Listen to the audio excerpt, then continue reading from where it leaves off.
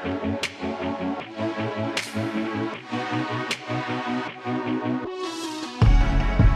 going on, everybody? Welcome back. Part 2 of the DFS OGs podcast here on RotoGrinders. We'll cover these afternoon games on Sunday Night Football, Monday Night Football, taking more of your questions. Have a little fun along the way. We'll see if we're smashing anybody here in part 2 of the podcast. But welcome back. I am Chris Beermakers Fan Prince, joined as always by my boys Notorious. Chop, we ready to get into part 2 here, brother? Oh, I'm stoked. Part 2. It's the afternoon. It's the wind down, man. That's right. We always get that second chance. If part 1 didn't go well, we can redo it and take our chance here in part 2. So let's kick it off with the Lions and the 49ers. We kind of talked about these teams in part 1. The Lions obviously looked horrible on Monday Night Football. Now got to go across the country and face the San Francisco team that looked pretty good, Chop. If George Kittle catches that 80-yarder, maybe this game's a little bit differently. So I have a lot of interest in the 49ers side of the ball. Lions, outside of Kenny Golladay, who looked fantastic, not so much. So your thoughts here at Lions 49ers? I think this is a nice shootout game here. It obviously is all going to hinge on Detroit and Matthew Stafford if they can put up points, and I think they do. I think that Stafford just wasn't good. He just threw a lot of picks, and the game got out of hand, and so he got benched in the fourth quarter there. It's going to happen, but I don't think it's going to happen all that often for him. So he got that out of his system now. I think he puts up points here. He's got 3 very capable wide receivers. Totally stoked on trying to figure out which one, Tate, Galladay, or Marvin Jones. But I think he's going to put up a good game, and in return, that's going to make Garoppolo put the foot to the pedal to the metal here. He's got a good offense. I mean, he really showed – listen, it's tough going into Minnesota like that against that defense, and you put up a very respectable performance.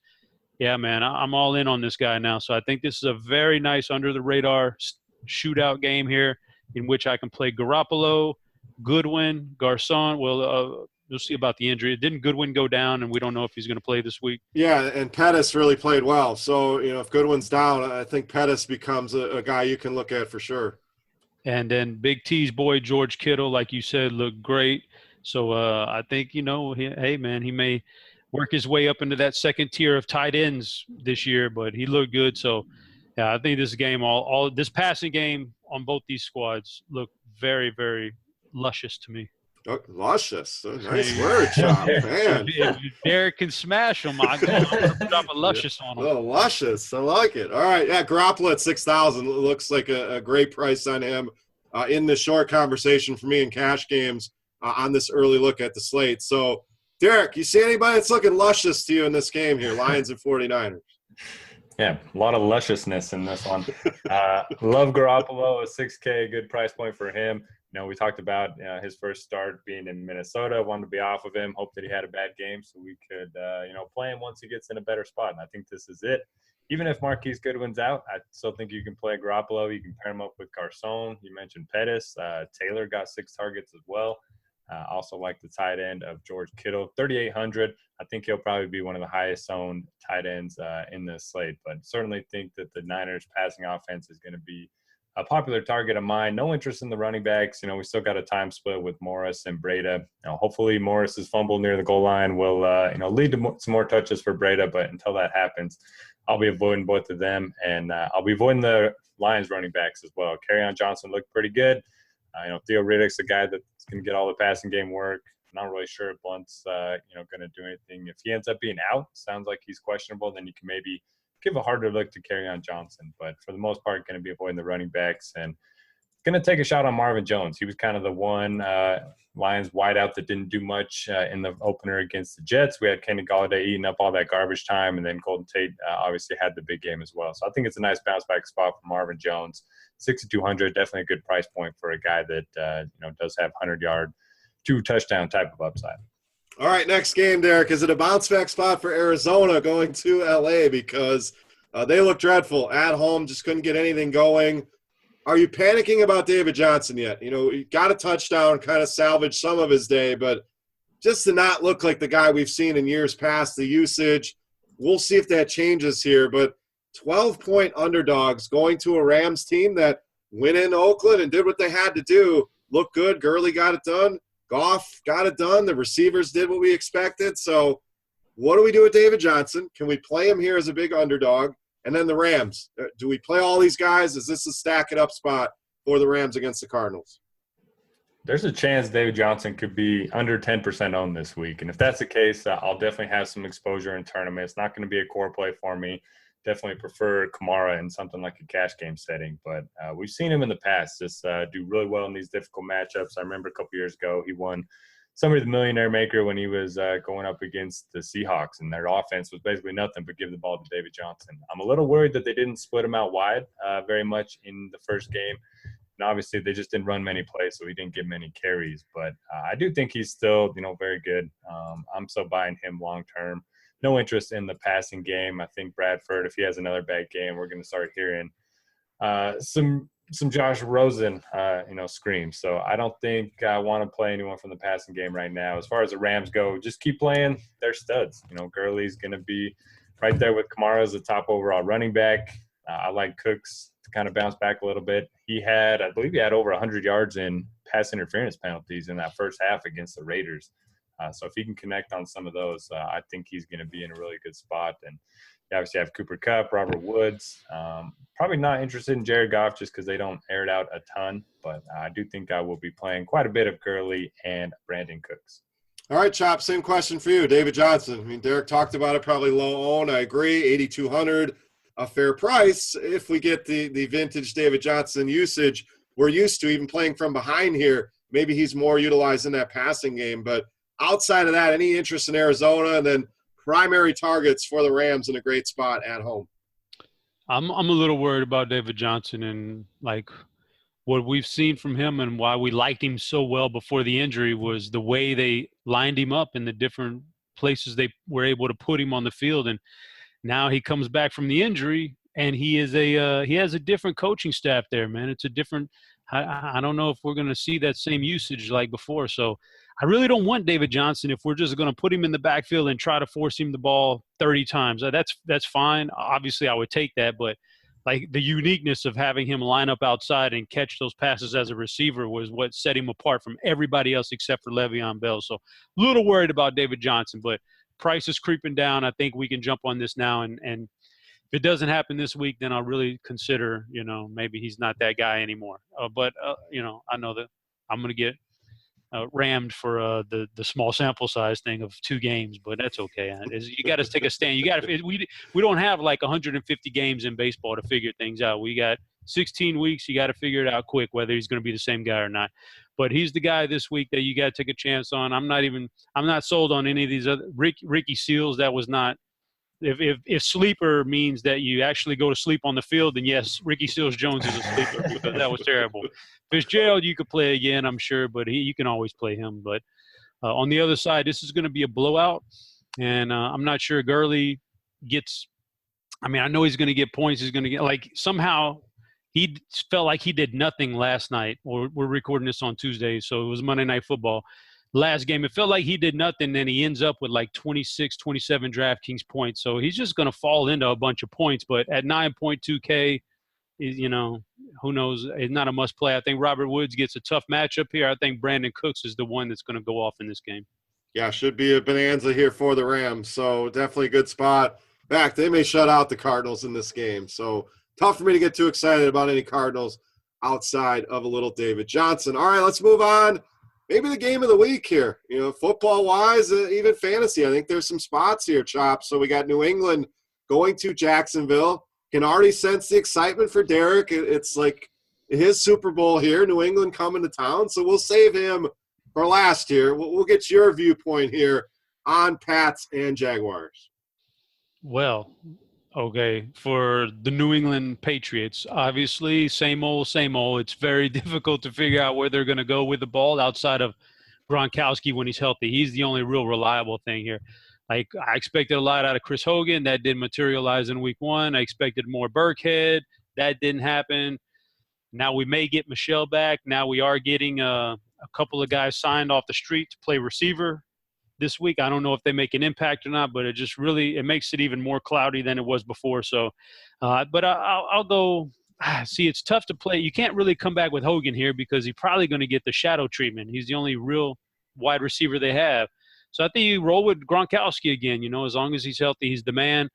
And I would suppose James White again. It feels like a James White matchup. A lot of check downs to the running backs. I don't think you're going to just try to burrow Rex Burkhead up the middle on this team. So maybe James White, Gronkowski are where I would lean on that one. Running it back with Jacksonville. We don't know about Leonard Fournette right now. I think he'll be healthy enough to play. If not, Yeldon would be a perfectly fine play at this price tag. Save you a little money this week, and he's going to get some work in the passing game too. So, for Fournette's out, Yeldon's a good one. As far as those receivers, hard pass on all these guys. Bortles is just not a good quarterback regardless, and even if he were a good quarterback, there's 3 mouths to feed there, 3 or 4 mouths to feed, and he's shown no interest in singling one out as his main receiver.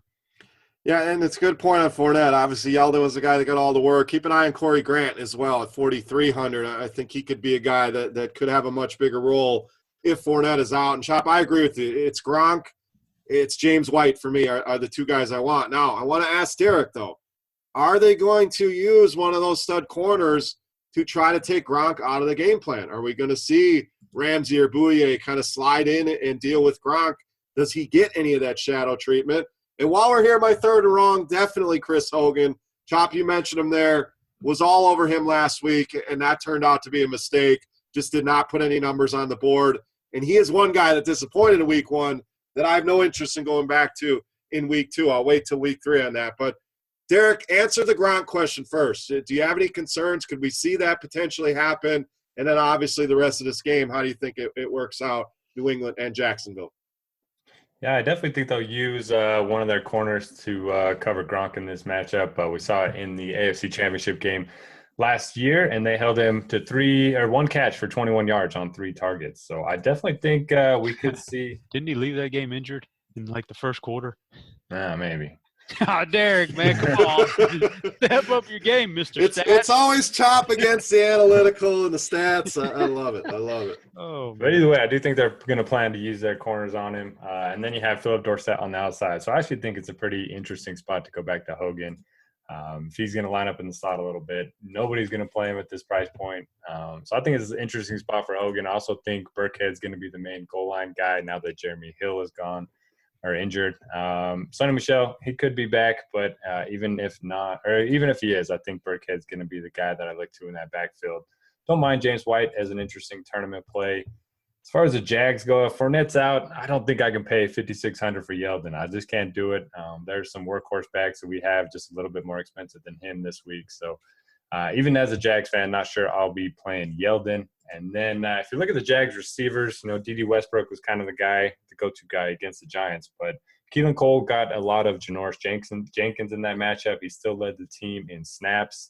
He outsnapped D.D. Westbrook by quite a bit, outsnapped Moncrief by quite a bit as well. So I don't mind going back to the 2 wide receivers that kind of burned everyone last week in Hogan and Keelan Cole.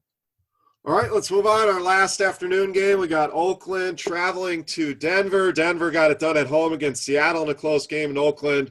We saw last night. This really, things fall apart in the second half. They were in that game, and then the mistakes started piling up. One of the worst throws I've ever seen came from Derek Carr in that game. So, Derek, any chance Oakland goes into Denver and gets anything done? We saw Jared Cook put up some huge numbers. We saw Amari Cooper basically do nothing, 1 target. So does anything change here for Oakland? And on the Denver side of things, played well. We heard all preseason long, Emmanuel Sanders, Case Keenum have a great connection. We saw that. We saw Rice Freeman play decent. But we really saw a guy, Philip Lindsay, step up his game. So was that a fluke? Is that a guy we can go back to? So more interest for me on the Denver side of things, obviously. But your thoughts here on Raiders and Broncos? Yeah, the Raiders are as bad as we thought they were. It just looks so bad in that second half. No interest in anyone on the Raiders outside of Jared Cook as a cheap tight end. The salaries were released before that game was played, so he's still only $3,600 on DraftKings. Definitely like the spot for him. As far as Amari Cooper goes, I mean, it sucks that they brought in Jordy Nelson because, he's going to have to play the slot, and so that moves Amari Cooper outside, and he's going to draw the tougher matchups in terms of cornerbacks. So no interest in the running backs and Lynch and Martin. This is just an aging team that's going to get worse. If you look at the pressures, they got 1 quarterback pressure on the Rams in week 1. One, Khalil Mack had like 15 by himself. So they're definitely going to be regretting that move. I think the Denver defense is firmly in play. Don't mind looking at Royce Freeman again. Lindsey's one of those guys that just works hard on every single play. I think he's definitely going to have his big games this year. But I think Freeman's still the guy in this backfield that I want. And Emmanuel Sanders, he was Case Keenum's favorite target in the preseason. That carried over to week 1, had that big game. Still think Demaryius Thomas is going to be in the mix as well. I think you can go right back to this passing game. And the only concern is game flow. If this game gets out of hand, it's going to get ugly. So I like the Broncos defense, and I think I'll sprinkle in some of the Broncos, wideouts. Yeah, all Denver here. And that was one of our questions we got from D. Watt on Twitter. How do we feel about the Denver D at home versus the old Oakland running back? So Chop, start there. Is Denver D one of your favorites? Any interest in Oakland? And I misspoke. Amari Cooper had a whopping 3 targets. It was 1 reception he had there. But can Oakland get anything going here? A tough game on the road in Denver. The Denver defense definitely firmly in play here as at home against this Oakland offense that just doesn't – there's just not a lot there, man. The running game is not good with those old backs. Derek Carr is like a statue in the pocket. He doesn't move like Russell Wilson does last week. Denver had to play Russell Wilson. So, and then you've only really got 2 legitimate targets out there, Cooper and Cook, and Cooper will probably be locked down. And Cook is going to be a handful, but, you can get past that. So, yeah, Denver's defense is squarely in play.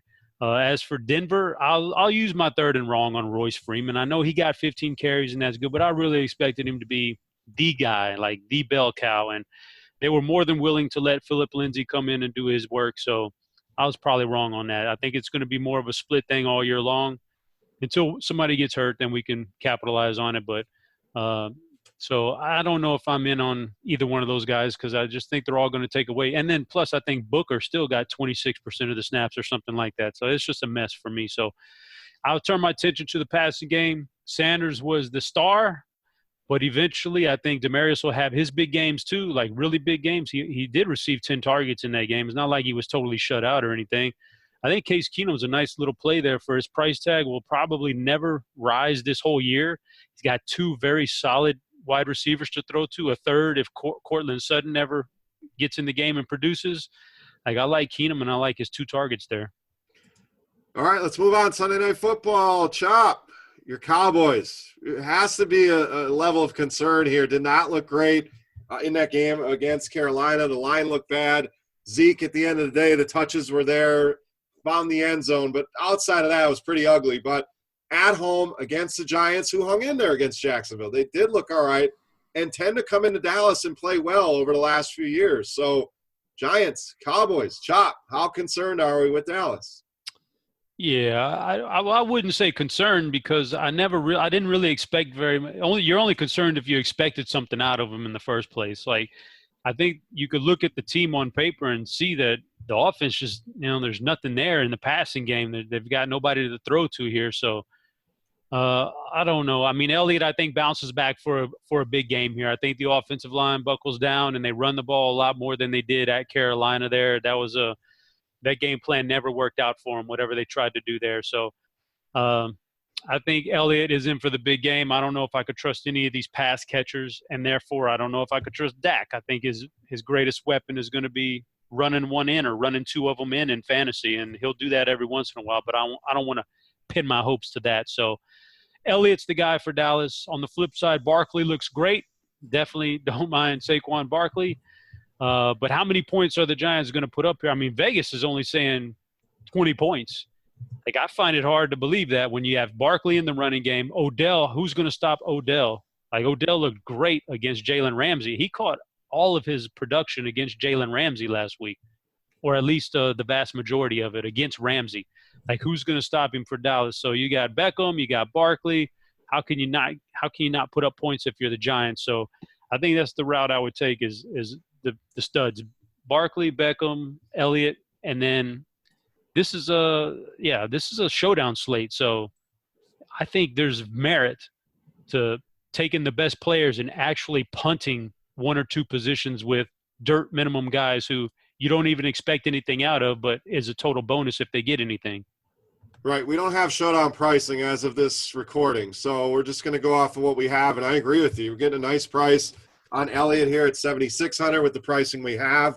Barkley at 73. And Odell, like you said, looked great in a tough matchup, which this not with the Dallas defense. So, Derek, same questions for you. Are we concerned about the Dallas offense? And then the Giants, can they go in and get it done here again into Dallas? Definitely concerned about the passing offense for the Cowboys, but I do think this game is going to stay a bit closer than last week against the Panthers. So I will be playing Ezekiel Elliott quite a bit in this primetime slate. I think it's just a nice bounce back spot for him, especially at home. Chop mentioned that offensive line, still one of the best in football. So I like Zeke for a bounce back game. And then on the other side, there's a lot to like. Saquon Barkley, love what I saw from him last week, getting up in Jalen Ramsey's face, breaking off that long touchdown. He just looked good, and I'll keep going to him. He played over 80% of the snaps. Odell Beckham, nobody can be able to cover him in this spot. And I think you can play Eli Manning here. You know, if you look at this primetime slate, you either have Eli, Dak, Russell Wilson, or Trubisky. So I think Eli is going to be one of the top two quarterbacks, and you can certainly pair him up with Odell and maybe even Barkley, and just hopes that the Giants offense takes advantage of the Cowboys. All right, speaking of Russell Wilson and Trubisky, we'll go to Monday Night Football, Seattle and Chicago. Seattle hung in there with Denver, did better than I thought they would do. And Chicago, first half was great. Second half kind of fell apart in Lambeau Field. So, Derek, let's finish this baby up, Seahawks and Bears. Yeah, it's kind of crazy that Brandon Marshall is one of the best back in our lives.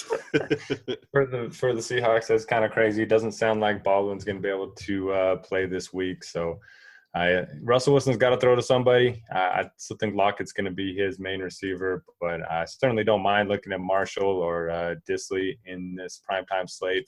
Russell Wilson, I like playing him just because he can do so much by himself. He didn't run a whole lot in that first game against the Broncos, but he's going to have to take over this offense. Still don't want to mess with the running backs here from Seattle. Then on the Bears, I mean, they looked great in that first half and then just couldn't get anything going. I don't mind looking, at some of their guys. Jordan Howard played over 70% of the snaps, which was encouraging. Granted, they were playing from ahead. But I do think he's going to catch the ball a little bit more this season. So I like Howard quite a bit. We saw this Seahawks defense just get torched by the Broncos in all facets of the game. I still don't know what to expect from these Bears receivers, but you can certainly look at, somebody like Allen Robinson, Taylor Gabriel in tournaments, and I think it's a great bounce-back spot for Trey Burton. Yeah, I love to jam it in this week. Get Elliott in there on that primetime slate, get Barkley, and you go with Jordan Howard, Chop. 5 targets, 5 receptions for him. Actually looked serviceable as a pass catcher. So your thoughts on Howard here and the rest of Seahawks and Bears? Yeah, this is definitely a Howard year as opposed to Tariq Cohen. This is a Jordan Howard time. As for the wide receivers, that's a little bit tougher. I think it's still a little bit more spread out. I think this may be the week that Trey Burton gets some action here. But Trubisky looked good, man. I give him credit. So that's good stuff right there. Now, on the flip side there, Seattle, they scored a lot more and they moved the ball a lot better than what I thought they would do against Denver in Denver. So that's a credit to Russell Wilson and how good he is. The running backs are still a mess right there that I don't want to mess around with. I would say this. I think that on a short slate like this, a 2-game primetime slate, you're obviously going to play your defense, and you're probably going to have a player from the opposing offense going against your defense. It's just the way it works. Not enough players to choose from. So I do like the Chicago defense, but I also think I'm going to be locking in Tyler Lockett. He just, once Baldwin went down, he's the guy who moved to the slot, and he looked really good. But I'll be locking in the Bears defense too, for the fact that Khalil Mack did that damage that he did against Green Bay, and Green Bay actually has a good offensive line and a good system out there. Man, Seattle's offensive line is terrible. What is Khalil Mack going to do to these guys? He's going to embarrass them, and I see a lot of upside in the Chicago defense. Yeah, for sure. He looked like a man possessed and just dominated that first half especially. So love that call. I think they're the best defense on the slate, and I like the Lockett call as well. Brandon Marshall back in Chicago, so maybe a little revenge for him in this one. But that'll wrap us up for the game-by-game analysis. Have a couple questions left over here. We'll get our final thoughts, and then we'll get out of here for week 2. So first question, somewhat similar to what we had already, but we'll talk about it again. Came in on Twitter. talking about what will be the biggest overreactions from performances in week 1 that could bomb in week 2 from Ryan Mickle on Twitter. So, Chop, we're going to start with you. We spoke about a little bit of this in the first part, but what is the biggest overreaction from week 1 that could bomb in week 2? I mean, there's so many, but I would say that after everything that has been said the last 48 hours or so, Sam Darnold is being crowned as one of the best young quarterbacks in the game. That doesn't make him a fantasy, like any good in fantasy just yet. And I think there's a lot of room there for him to grow still. So I think a lot of people may just jam in Sam Darnold at a dirt cheap price across the industry. And I don't think he's ready to be your starting fantasy quarterback yet. So I think that's an overreaction. Yeah, I mean, if you look at the numbers, he did okay. It's not like he went out there and threw for 350 yards. I know they were playing from ahead. That kind of limited what he had to do. But I agree. Looked good after that first throw, but I don't know that we're going to go out and roster him a ton in daily just yet. So I like that one. Derek, your thoughts? Same question to you. What is an overreaction from week 1 that we'll see bomb in week 2? Yeah, I'll take the easy one. I'll go with Ryan Fitzpatrick. I mean, obviously, we've known him for many years. We've seen him have big games here and there, but he's not a guy that we can count on for the long run. So against a good Philly defense, I think he comes back down to earth a little bit. And I agree on that one. Tampa's my call. I talked about it in part 1. I'm going to go right back to that well in part 2. I will hesitate and probably not roster much Tampa Bay against the Eagles this week. Let's get to a fun question. And these are the ones we're looking for, guys. So if you're listening to the podcast, you want to get involved, you want to ask a question, I will put out a tweet. You can tweet me or DM me on RotoGrinders at any time for the following week's podcast. But from our very own Aaron Hendricks at RotoGrinders, 3-part question here. So who would win a foot race between the 3 of you? Chop, I'm gonna let you start here. That one's pretty easy. I'm gonna go with Derek there. I'm going to agree with you. We're gonna go with the young guy, the guy that's probably in the best shape of the group. So, Derek, do you agree? You're going to win the foot race. Yeah, I'm going to go 1 and 3 in these. And spoiler alert, I think it's going to be the race. All right, next question. Who wins a beer chugging competition? Chop. I mean, the guy's name is Beer Makers Fan, and all he does is drink beer. I'm going to lean – maybe about 15 years ago I could have given you a run for your money, but not anymore, man. Definitely going to go Beer Maker there. Derek? Yeah, I can't even beat my wife in a beer chugging contest. I know she can chug pretty well, but yeah, I'll go with beer as well. Yeah, I think this is the one I could win as long as Grant's not in the competition. If you've ever seen that dude chug a beer, that is an impressive feat. Yeah. So as long as he's not in there, I think this is my time to shine here in the beer chugging. Now, speed eating competition. Derek, let's start with you on this one. Who eats the speed eating competition? Well, the best speed eaters are usually a little smaller, and Chop being in Texas is going to eat a lot of food out there. I'm going to go with Chop. I agree. Chop was my pick here in the speed eating. I'm the biggest guy of the 3, but I think Chop could throw down some food. Chop, what do you think? Yeah, that's another easy one. I would definitely win the speed eating. I'm just a naturally fast eater. I don't know. There are some people out there that just like I sit down, like. My wife, they and my kids, they get their plate together, they sit down at the table, and then I sit down, and I'm literally about 45 seconds later, I'm done with my plate. I'm done. Like, I'm just naturally fast. I don't have anywhere to go or anything to do. I just eat fast. And she's always crying about that. You need to stop and eat slower. But no, I don't.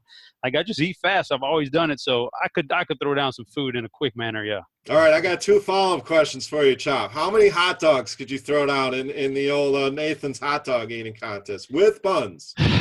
See, the buns are a problem because those guys, they saturate it with all that water, and that's just kind of gross right there. But, I mean, I'll tell you what, if I'm eating just a straight-up hot dog and I don't have to dip it in the water like that, just give me a good pitcher of water or even a pitcher of beer to wash it down every once in a while.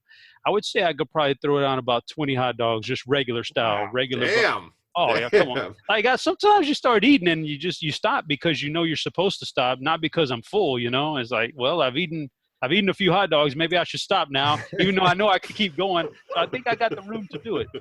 And then if there's a food that your preferred food, if we set up a speed eating competition and you could pick the food, whether it's hot dogs, buffalo wings, pizza, whatever you want it to be, what would be the preferred food here? Could even be a dessert. I like to savor my desserts, so I have to draw the line there. But yeah, the pizza. I think the pizza thing is a big deal. I think I could do some pizza because not only is it good, I love the taste of it, and I could throw it down. I think I have a good technique. I have that fold technique. I have the fold technique. I fold it in half. I get down to the crust, and I set the crust aside. I have a whole different plan for the crust, at the end. So I think I could throw down some pizzas there. So you're New York style. You like that big foldable piece. Yeah, for sure. Oh, yeah, I've had the Chicago style. I definitely prefer the New York style. So maybe we have to set up this competition in Nashville. We'll see. We'll keep an eye on that. The foot race, the beer chugging, and the speed eating. I like that. I'm going to keep that in the back of my head. But any final thoughts, guys, here? Week 2, anything you want to discuss, talk about before we wrap this baby up? Derek, let's start with you. Not really. Just looking forward to it. Learn from Chop week 1. Don't just do all millionaire makers. Kind of mix up your, contest selection a little bit. So don't smash the millionaire maker. That's what you're saying here. Chop, any final thoughts? Week 2.